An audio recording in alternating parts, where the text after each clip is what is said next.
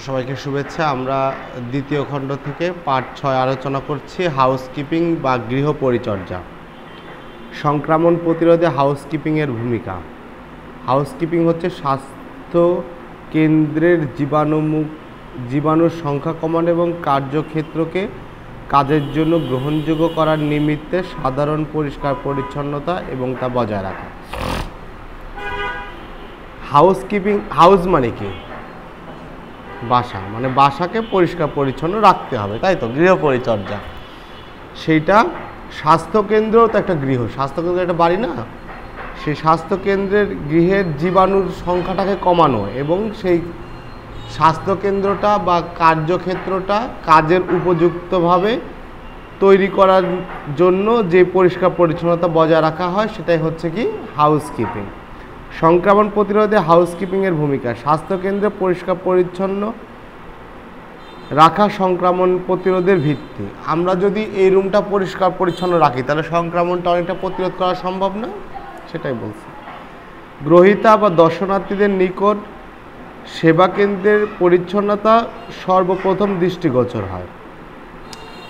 এখন একটা হসপিটালে যিনি সেবা নিতে আসেন বা সেবা গ্রহীতার সঙ্গে যে সকল লোকজন আসেন, পরিষ্কার পরিচ্ছন্নতা কিন্তু প্রথমে দৃষ্টিগোচর হয় যে এই জায়গাটা পরিষ্কার নাকি অপরিষ্কার।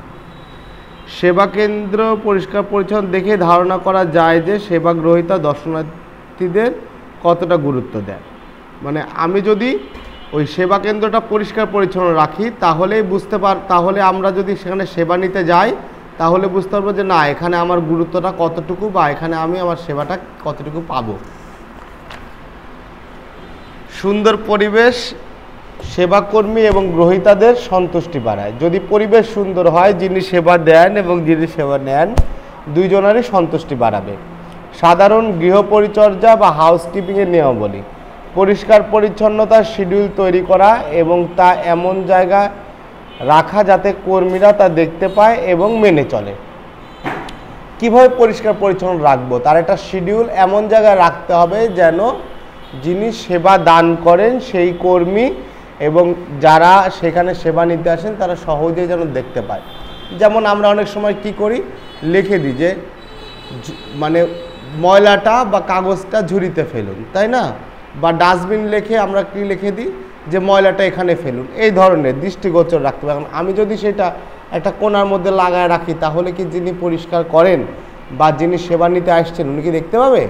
দেখতে হবে না। এটা সেজন্য দৃষ্টিগোচর স্থানে রাখতে হবে। সবসময় ইউটিলিটি গ্লাভস এবং জুতা পরা। ইউটিলিটি গ্লাভস পরা, যিনি পরিষ্কার পরিচ্ছন্নতার কাজে নিয়োজিত থাকবেন ওনাকে ইউটিলিটি গ্লাভস পরতে হবে এবং জুতা পরে থাকতে হবে। শুকনা ঝাড়ু দেওয়া এড়িয়ে চলা। ভিজা গজ বা কাপড় দিয়ে দেওয়াল, মেঝে ও জিনিসের উপরভাগ পরিষ্কার করা। যেগুলো জিনিসপত্র আছে এগুলো ভিজা গজ বা কাপড় দিয়ে পরিষ্কার করতে হবে। সব কিছু পরিষ্কারের সময় ঘষে পরিষ্কার করতে হবে, খালি মুছে দিলাম না, কোনো কিছু থাকলে সেটা ঘষে পরিষ্কার করতে হবে। ওপর থেকে নিচে পরিষ্কার করা, ওপর থেকে নিচে নিয়ে আসতে হবে, নিচ থেকে ওপরের দিকে ঠেলে তোলা যাবে না।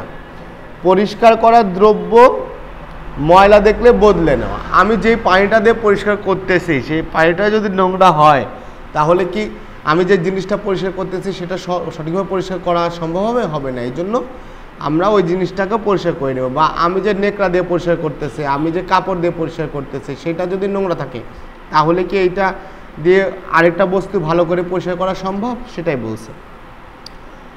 নন ক্লায়েন্ট কেয়ার এলাকা পরিষ্কারকরণ। ওয়েটিং রুম, অফিস থেকে ক্লিনিক্যাল সেবা দেওয়া হয় না এবং যন্ত্রপাতি প্রস্তুত করা হয় না, সেখানেও সংক্রমণের ঝুঁকিও কম। ওয়েটিং রুম, যেখানে মানুষজন বসে থাকে সেখানে সংক্রমণের ঝুঁকিটা কম না, সেটা বলছে। কাজে নিয়মিত পরিষ্কার পরিচ্ছন্নতাই যথেষ্ট। যে জায়গাটা রুগীর ওয়েটিং রুম, যে জায়গাটা দর্শনার্থীদের ওয়েটিং রুম বা হসপিটাল অফিস, সেইটার জন্য ওইভাবে পরিষ্কার পরিচ্ছন্নতা না, সেটা যদি আমরা জাস্ট ঝাড়মুছ করে রাখি তাহলেই সেটা সংক্রমণ এড়াতে সক্ষম। ডিটারজেন্ট দ্রব্যের মাপ বা কাপড় ভিজিয়ে সপ্তাহে একবার অথবা খুব ময়লা মনে হলে সঙ্গে সঙ্গে পরিষ্কার করা যথেষ্ট। অফিস রুমটা সপ্তাহে একবার ডিটারজেন্ট ভিজিয়ে ভিজানো কাপড় দিয়ে পরিষ্কার করা বা খুব বেশি ময়লা হলে সঙ্গে সঙ্গে পরিষ্কার করে এটাই যথেষ্ট। ওইটার জন্য স্টেরিলাইজেশনের কোনো প্রয়োজন নাই। কার্পেট সপ্তাহে একবার পরিষ্কার করতে হবে। কোনো কারণে এসব এলাকায় সংক্রমণ দেখা দিলে ক্লায়েন্ট কেয়ার এলাকার মতোই পরিষ্কার করতে হবে। একটা নন ক্লায়েন্ট কেয়ার এরিয়া যেখানে রুগীরা ভর্তি থাকে, আর এটা হচ্ছে যেখানে রুগীরা ভর্তি থাকে না, রুগীর লোকজন অপেক্ষা করে, সেটা নন ক্লায়েন্ট কেয়ার এরিয়া। আর যেটা ক্লায়েন্ট কেয়ার এরিয়া সেখানে রুগী ভর্তি থাকে। যদি সংক্রমণ দেখা দেয় তাহলে নন ক্লায়েন্ট কেয়ার এরিয়া এবং ক্লায়েন্ট কেয়ার এরিয়া একইভাবে পরিষ্কার করতে হবে। সেবা প্রদানের স্থান, লেবার রুম, ওটি পদ্ধতি দেওয়ার জায়গা, ল্যাবরেটরি যন্ত্রপাতি এবং অন্যান্য উপকরণ পরিষ্কার ও প্রস্তুত করার জায়গা এবং টয়লেট, ল্যাট্রিন হচ্ছে সংক্রমণ বাড়ানোর জন্য ঝুঁকিপূর্ণ স্থান। সেবা প্রদানের রুম, যে জায়গায় আমরা বসে রক্ত নেই, ইঞ্জেকশন দেই, সেই রুমটা। লেবার রুম, যেখানে বাচ্চা ডেলিভারি করানো হয়। ওটি, যেখানে অপারেশন করা হয়। পদ্ধতি দেওয়ার জায়গা, পদ্ধতি দেওয়ার জায়গা বলতে কি, যেখানে আমরা স্থায়ী পদ্ধতি বা অস্থায়ী পদ্ধতি মাকে বা বাবাকে প্রদান করে থাকি। এই ধরনের এরিয়া, ল্যাবরেটরি যন্ত্রপাতি, এই ধরনের উপকরণ বা এরিয়া হচ্ছে সংক্রমণ ছড়ানোর সবচাইতে ঝুঁকিপূর্ণ স্থান। কাজেই এইসব এলাকাসমূহ ডিটারজেন্ট ক্লিনিং দ্রবণ ব্যবহার করে বিশেষভাবে পরিষ্কার করতে হবে। ডিসইনফেক্টেড ক্লিনিং দ্রবণে ডিসইনফেক্টেড এবং ডিটারজেন্ট দুই থাকবে। ডিসইনফেক্টেড দ্রুত জীবাণু ধ্বংস করে বা কমায়।